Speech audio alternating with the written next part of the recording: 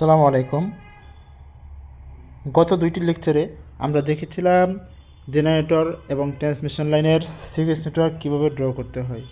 এই লেকচারে আমরা দেখব একটি ট্রান্সফরমারের পজিটিভ, নেগেটিভ এবং জিরো সিরিজ নেটওয়ার্কটা কিভাবে ড্র করতে হয়। চলুন তাহলে শুরু করা যাক। দেখেন, একটা ট্রান্সফরমারের পজিটিভ এবং নেগেটিভ সিকোয়েন্স নেটওয়ার্ক ড্র করার ক্ষেত্রে আমাদের টাইপ অফ কানেকশন এটা গুরুত্বপূর্ণ নয়।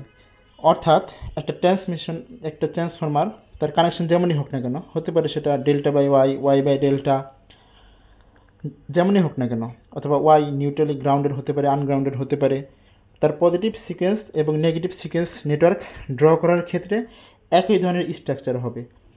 জাস্ট এক্স ট্রান্সফরমার, এই যে এক্স ট্রান্সফরমার এর উপরে দেখেন একটা 1 দিয়েছি আমরা পজিটিভ সিকোয়েন্স নেটওয়ার্কের জন্য। নেগেটিভ সিকোয়েন্স হইলে এই এক্স ট্রান্সফরমারটা জাস্ট 1 এর পরিবর্তে 2 হয়ে যাবে। পরিষ্কার? তাহলে আমাদের এখন জিরো সিকোয়েন্স নেটওয়ার্কটা ভালো করে দেখতে হবে, এটার মধ্যে কিছু বোঝার রয়েছে। হ্যাঁ, তাহলে দেখেন জিরো সিকোয়েন্স নেটওয়ার্কটা আমরা একটা সুইচ ডায়াগ্রামের মাধ্যমে শিখব। এই যে এখানে দেখেন একটা সুইচ ডায়াগ্রাম আছে আপনাদের সামনে। যে সুইচ ডায়াগ্রামের মাঝের অংশটুকু, এটা হলো একটা ট্রান্সফরমারের রিঅ্যাক্ট্যান্স ইন্ডিকেট করে। এর প্রাইমারি সাইডেও দুইটা সুইচ আছে, আবার সেকেন্ডারি সাইডেও এরকম দুইটা সুইচ আছে। খেয়াল করেন, একটা সিরিজ সুইচ, একটা শান্ট সুইচ বাম দিকে, সিমিলার ডান দিকেও তাই, একটা সিরিজ সুইচ, একটা শান্ট সুইচ। কানেকশন যখন ওয়াই উইথ নিউট্রালি আনগ্রাউন্ডেড হবে তখন দুইটা সুইচই ওপেন অবস্থায় থাকবে। যদি ওয়াই এর পরিবর্তে সেটা এরকম ডেল কানেক্টেড হয়, এই দেখেন ডেল কানেক্টেড হলে সেক্ষেত্রে দুইটা সেক্ষেত্রে শান্ট সুইচটা ক্লোজ হয়ে যাবে, আর সিরিজ সুইচটা এটা ওপেন হয়ে যাবে।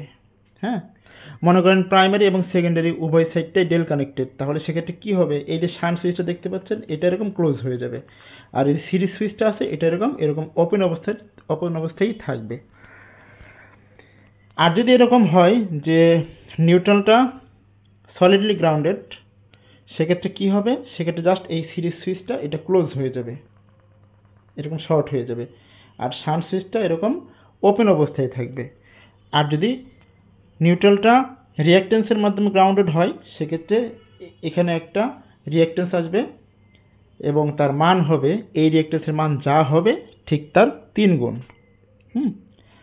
আসেন নিচে আমরা কিছু এক্সাম্পল আছে, এগুলো একটু দেখলে এটা ক্লিয়ার হয়ে যাবে আমাদের ইনশাআল্লাহ। খেয়াল করেন, আমি বোঝানোর জন্য এখানে 3টা কেস বিবেচনা করেছি। দেখেন, একটা ট্রান্সফরমার তার প্রাইমারি এবং সেকেন্ডারি উভয় সাইডেই ওয়াই কানেক্টেড, আর এই ওয়াইটা হলো নিউট্রালি আনগ্রাউন্ডেড। তাহলে যেহেতু ওয়াই কানেক্টেড, শান্ট সুইচ উভয় ক্ষেত্রেই ওপেন অবস্থায় থাকবে।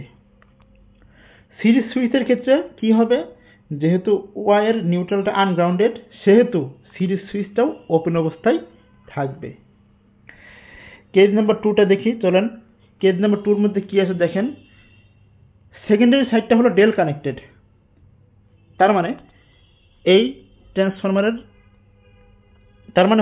ট্রান্সফরমারের শান্ট সুইচ, 2 নম্বর যে শান্ট সুইচটা আছে সেটা ক্লোজ হয়ে যাবে যেহেতু সেকেন্ডারি সাইড ডেল কানেক্টেড। আর 2 নম্বর সুইচের যে সিরিজ যে সুইচটা আছে 2 নম্বর, সেটা ওপেন অবস্থায় থাকবে, এই দেখেন ওপেন অবস্থায় আছে। প্রাইমারি সাইডটা খেয়াল করেন, যেহেতু ওয়াই কানেক্টেড, সো প্রাইমারি দিকে সাইডের শান্ট সুইচটা ওপেন থাকবে, এই যে ওপেন। আর সিরিজ সুইচটা কি হবে, যেহেতু এইটা ওয়াইয়ের নিউট্রালটা গ্রাউন্ডেড, সেহেতু সিরিজ সুইচটাও ক্লোজ অবস্থায় থাকবে। পরিষ্কার? কেস নাম্বার 3টা দেখেন, প্রাইমারি এবং সেকেন্ডারি উভয় সাইডই ওয়াই কানেক্টেড, কিন্তু সেকেন্ডারি সাইডের যে ওয়াইটা আছে সেটা হলো নিউট্রালি আনগ্রাউন্ডেড। যেহেতু Y connected secondary side, so shunt সুইচটা ওপেন থাকবে। আর সিরিজ সুইচটা সেটাও ওপেনই হবে, যেহেতু ওয়াইটা নিউট্রালি আনগ্রাউন্ডেড। যদি নিউট্রালি গ্রাউন্ডেড হতো সেক্ষেত্রে এটা শর্ট হয়ে যেত। পরিষ্কার? এবার প্রাইমারি সুইচের কথা চিন্তা করেন, প্রাইমারি সাইডের ওয়াই কানেক্টেড, সেহেতু প্রাইমারি সাইডের শান্ট সুইচটা ওপেন অবস্থায় থাকবে। সিরিজ সুইচটার কথা চিন্তা করেন, সিরিজ সুইচটাতে কি হবে, আমরা বলেছিলাম যে ট্রান্সফরমারের যে নিউট্রালটা আছে সেটা যদি একটা রিঅ্যাক্ট্যান্সের মাধ্যমে গ্রাউন্ডেড থাকে, সেক্ষেত্রে এই রিঅ্যাকট্যান্সের 3 গুণ রিঅ্যাকট্যান্স, অর্থাৎ এটা এখানে xn আছে, তাহলে 3xn এটা প্রাইমারি সুইচের সাথে সিরিজে জাস্ট কানেক্টেড হবে। এই যে প্রাইমারি সুইচের সাথে সিরিজে কানেক্টেড অবস্থায় আছে। এই ছিল আমাদের আজকের আলোচনা। আমি আশা করি আপনারা সবাই বুঝতে পেরেছেন, এবং এই লেকচারের মধ্য দিয়ে আমরা